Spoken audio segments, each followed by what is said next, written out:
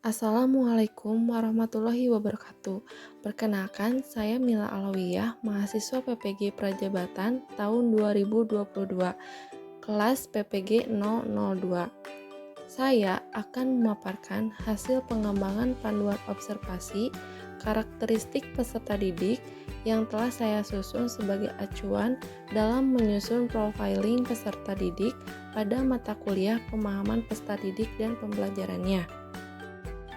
Aspek yang diamati berupa etnik, kultural, status sosial, minat, perkembangan kognitif dan kemampuan awal, perkembangan emosi, perkembangan sosial, perkembangan moral, perkembangan motorik, gaya belajar, dan motivasi.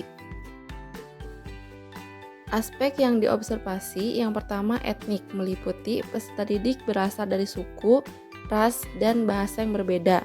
Selanjutnya, peserta didik mentoleransi rekan lainnya yang berbeda suku, ras, dan bahasa yang berbeda.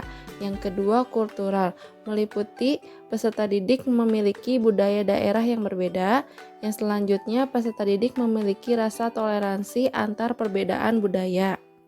Ketiga, status sosial, meliputi peserta didik mampu menerima perbedaan status sosial yang ada di lingkungan sekolah. Kemudian, peserta didik tidak memandang status sosial antar teman dalam bersosialisasi. Yang keempat, minat, meliputi peserta didik mengetahui minat belajar yang ada pada dirinya. Kemudian, minat yang ada pada peserta didik mampu meningkatkan motivasi belajar peserta didik.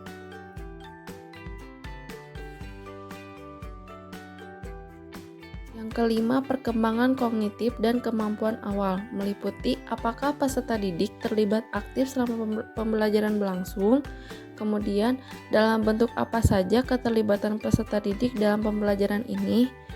Yang keenam, perkembangan emosi, meliputi peserta didik dapat mengikuti pembelajaran dengan baik, peserta didik merasa senang saat pembelajaran berlangsung. Yang ketujuh, perkembangan sosial, meliputi peserta didik dapat bermain dengan anak lain di lingkungannya, kemudian peserta didik dapat bermain dengan teman sebayanya. Yang kedelapan, perkembangan moral, meliputi peserta didik masuk maupun keluar kelas mengucapkan salam, kemudian peserta didik dapat berdoa sebelum dan sesudah melakukan pembelajaran dengan sikap berdoa.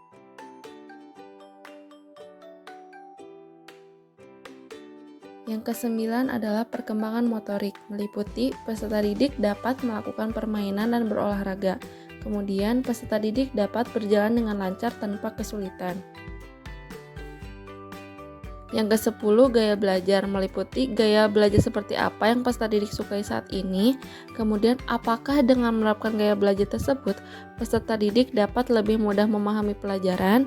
Kemudian yang paling terakhir, motivasi, meliputi apa yang membuat peserta didik termotivasi untuk melakukan sesuatu hal, kemudian apakah motivasi itu ada dalam diri peserta didik atau karena guru yang memberikan motivasi. Sekian pemaparan dari saya. Wassalamualaikum warahmatullahi wabarakatuh.